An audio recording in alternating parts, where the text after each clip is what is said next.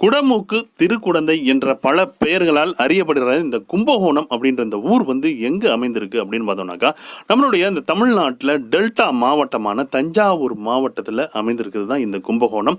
இது வந்து சென்னையிலேருந்து கிட்டத்தட்ட ஒரு 300 கிலோமீட்டர் தொலைவுலையும், தஞ்சாவூர்லேருந்து ஒரு 35 கிலோமீட்டர் தொலைவுலையும் இந்த கும்பகோணம் வந்து அமைந்திருக்குது.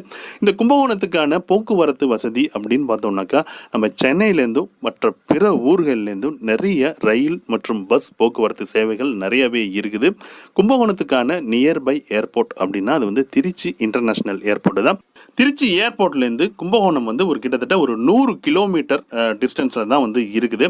ஸோ அடுத்ததாக நீங்கள் கும்பகோணம் வந்தீங்க அப்படின்னாக்கா உங்களுக்கான தங்குவதற்கான வசதி அப்படின்னு பார்த்தோம்னாக்கா, இங்கே வந்து மினிமம் பட்ஜெட்லேருந்து லாட்ஜஸ், ரூமு, அப்புறம் வந்து இந்த ஹோம் ஸ்டே இது எல்லாமே வந்து கிடைக்குது. அதே மாதிரி நீங்கள் வந்து இந்த கும்பகோணத்தில் தங்கும் பொழுது சாப்பிடுவதற்கான வசதிகள் அப்படின்னு பார்த்தோம்னா